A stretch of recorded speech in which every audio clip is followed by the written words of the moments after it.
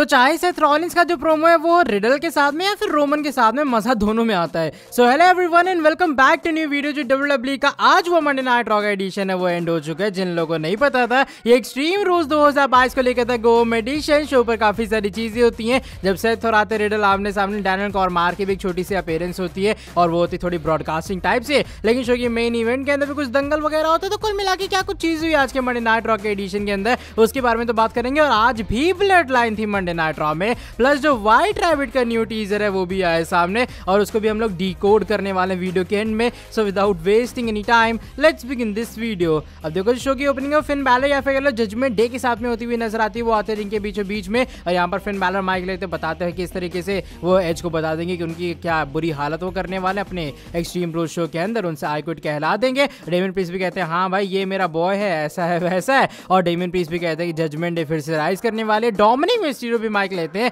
और वो कहते हैं जो रे मिस्टीरियो वो उनके पापा है ही नहीं, यानी कि वो एक तरह का फादर का जो रोल है वो प्ले ही नहीं कर रहे ढंग से, ऐसा कुछ यहाँ पर रे मिस्टीरियो का कहना होता है। और यहाँ पर रिया रिप्ले में कुछ कान में वगैरह में कहती हुई भी नजर आती है हमारे डोमिनिक मिस्टीरियो के। लेकिन आखिर में जो फिन बैलर बात करते हैं एजे स्टाइल्स और फिन बैलर के बारे में और कहते हैं एजे भाई अगर तुम मुझे बुरा दिखाएगा ना, मैं सही बता रहा हूँ, मैं बुरे काम करने लग जाऊंगा। फाइनली एजे स्टाइल्स और रे मिस्टीरियो की एंट्री हो जाती है। आज जिनका टैग टीम एक्शन होना था, काफी अच्छा खासा भाई टैग टीम एक्शन था। ऑफ कोर्स रिंग साइड के ऊपर रिया रिप्ले एंड डोमिनिक मिस्टीरियो दोनों होते हैं। मैच में एक बार होता है जो हमारे Finn Balor and Damien priest और डबल टीम करने का ट्राई करते हैं, लेकिन एजे स्टाइल्स दोनों को डीडीटी देते हुए नजर आते हैं। अब देखो मैच के एंडिंग के अंदर क्या होता है, जो रे मिस्टीरियो एक बार फिर से रिंग साइड के ऊपर होते हैं और डोमिनिक उनके सामने आ जाते हैं। डोमिनिक कहते हैं भैया मुझे मारो। रिया रिप्ले फायदा उठाती है, वो रे मिस्टीरियो की चिपका देती है, चिपका आई मीन पीछे से मार देती है। इसके बाद जो एजे स्टाइल्स डिस्ट्रैक्ट होते हैं, फिन बैलर फायदा उठाते इस चीज का और पिन करते हुए नजर आते हैं एजे स्टाइल्स को। लेकिन इसके बाद क्या होता है, जो रे मिस्टीरियो एंड हमारे रे मिस्टीरियो और क्या नाम है दूसरे का एजे स्टाइल्स हैं, ये दोनों आमने सामने आते हैं।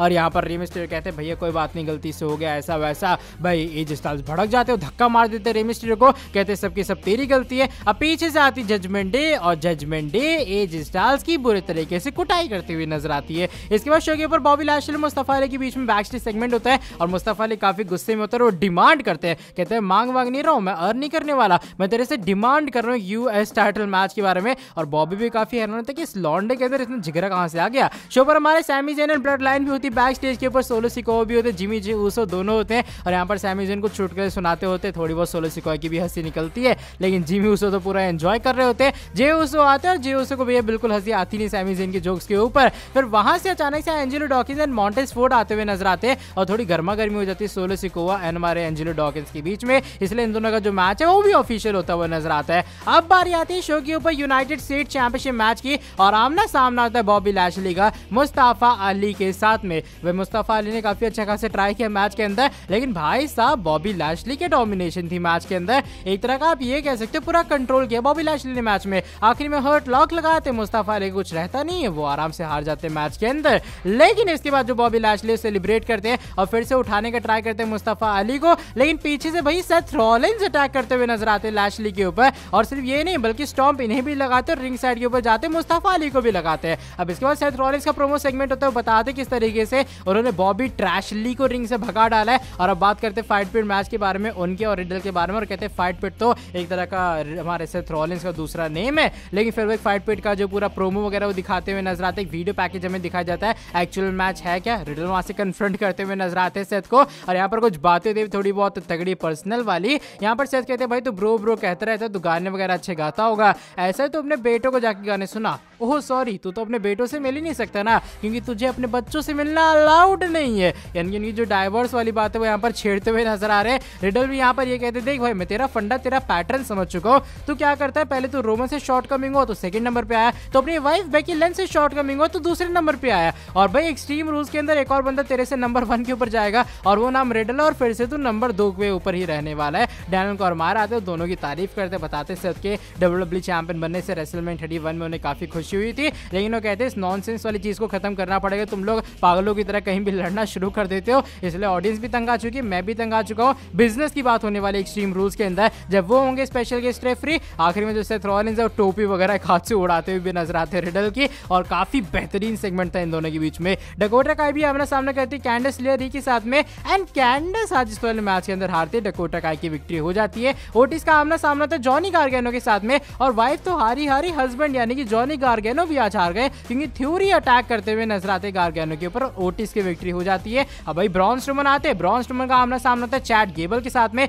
इस वाले मैच के अंदर ऑफ कोर्स स्ट्रोमन की विक्ट्री होती है, लेकिन गेस व्हाट, बैक स्टेज के ऊपर ओमास हमें ब्रॉन स्ट्रोमन का मैच देखते हुए नजर आते हैं। इसके बाद शो के ऊपर एक कॉन्ट्रैक्ट साइनिंग होती है जो कि वुमेन्स के लैडर मैच की थी। बियांका बिलेर आमने सामने आती हुई नजर आती है हमारी बेली के साथ में। इन दोनों के बीच में एक अच्छा खासा सेगमेंट होता है, लेकिन आखिरी में भाई जो हमारी बेली है उनकी भी थोड़ी बहुत बेइज्जती होती है। वो क्या कहती भैया बियांका ध्यान रखना, वो जैसे जाने चलती है चोटी पकड़ी जाती है और भाई टेबल के इधर उधर पटक दिया जाता है हमारी बियांका बिलेर को। बैक स्टेज के ऊपर भी जब फिर से जो डैमेज कंट्रोल है वो अटैक करती हुई नजर आती है हमारी अलेक्सा ब्लिस, आस्का और बियांका बिलेर के ऊपर। अलेक्सा ब्लिस भैया भड़क जाती है, कहती ईयू स्काई मैं तुझे चैलेंज कर रही हूँ, आज रात बवाल होने वाला है। इसके बाद शो के ऊपर सोलो सिकोवा का मैच होता है। सोलो सिकोवा आमना सामना करते हैं एंजेलो डॉकिंस का, एंड सोलो सिकोवा के इस वाले मैच के अंदर विक्ट्री भी हो जाती है। एज का भी एक बैक स्टेज के ऊपर सेगमेंट होता है जहां पर बताते हैं आई क्विट वो कहलवाएंगे फिन बैलर से एक्सट्रीम रूल शो के अंदर। अब होता है शो का मेन इवेंट, अलेक्सा ब्लिस का आमना सामना होता है इस बार ईयू स्काई के साथ में। ऑफ कोर्स रिंग साइड के ऊपर सपोर्ट के लिए उस तरफ डैमेज कंट्रोल रहती है और इस तरफ बियांका बिलेर और आस्का का सपोर्ट मिलता है हमारे अलेक्सा ब्लिस को। लेकिन भाई मैच के एंडिंग के अंदर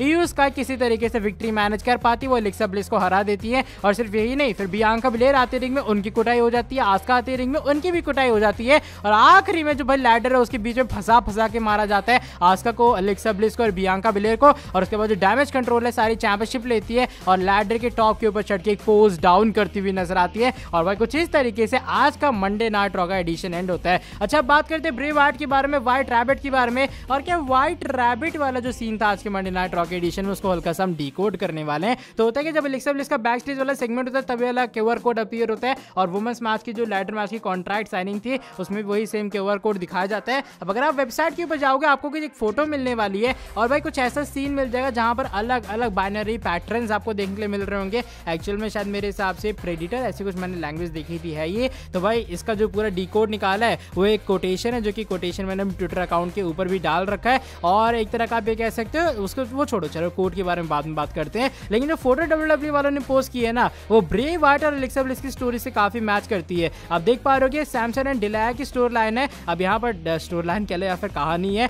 अब यहाँ पर जो डिलाया है वो हमें जो महारानी टाइप है वो एक तरह का धोखा देती हुई नजर आती है सैमसन को, और फील्ड ने ऐसे कुछ डाला था अपने अलेक्सा ब्लिस के बीट्रेल के बाद जो कि रेसलमेनिया में हुआ था। अब ये जो बंदा है वो मे भी कोई और भी हो सकता है, लेकिन साथ ही में जो WWE वालों ने अपनी वेबसाइट के ऊपर एक पैटर्न डाला है, अगर आप इसे गूगल जो लेंस है उसे चेक करोगे तो भाई आपको एक पैटर्न का सेम हूबहू मिल जाएगा जो कि $9.88 का है और उस पैटर्न का नाम विंडम फैंटेसी है। तो भाई क्या ये एक तरह का कोइंसिडेंस है या फिर WWE वालों ने जानबूझ के ब्लू पैटर्न यूज किया अपनी वेबसाइट के ऊपर? लेकिन ना काफी अजीबोगरीब टाइप की थोड़ी वेबसाइट मुझे लगी। साथ ही मैं आपको बताएं जो गेसी भी हो सकते हैं जो कि करंटली NXT कंपनी के अंदर है। अगर आप जाके चेक करोगे जो WWE वालों ने URL दिया है ना उनके क्यूआर कोड स्कैन करने के बाद वो है 0111011 फिर अंडरस्कोर फिर 01 जितनी बार 0 अरे देख पा रहे हो यार स्क्रीन के सामने। अब इसको भी अगर मैं डिकोड करूं ये भी बाइनरी टाइप लैंग्वेज के अंदर ही है, एक अल्फाबेट न्यूमेरिकल टाइप सी लैंग्वेज है। तो उसका जो वर्ड आता है बाहर वो आता है गेसी, यानी कि जो पहला अल्फाबेट है अंडरस्कोर से पहले जो पूरे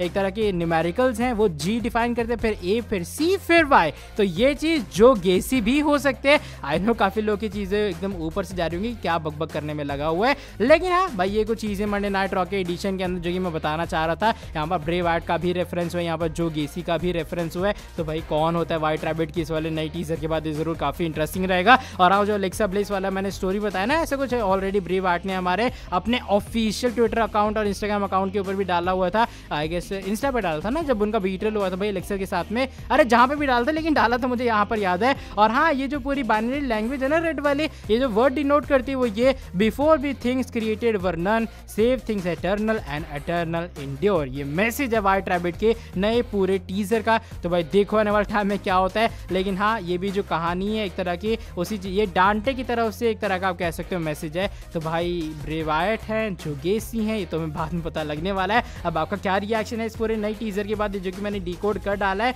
तो भाई देखते हैं क्या होता है आने वाला टाइम है ना। आज की वाली वीडियो को हम लोग फाइनली यहीं पर एंड कर रहे हैं। अगर ये वाली वीडियो पसंद आई तो फटाफट से कर देना नीचे वीडियो को लाइक, साथ ही में जो लोग चैनल के ऊपर न्यू है सब्सक्राइब नहीं किया सब्सक्राइब करो चैनल को और बेल नोटिफिकेशन को कर देना ऑन। मिलता हूं आपसे आके नेक्स्ट वीडियो के अंदर बहुत ही ज्यादा जल्दी। Till then bye bye, take care.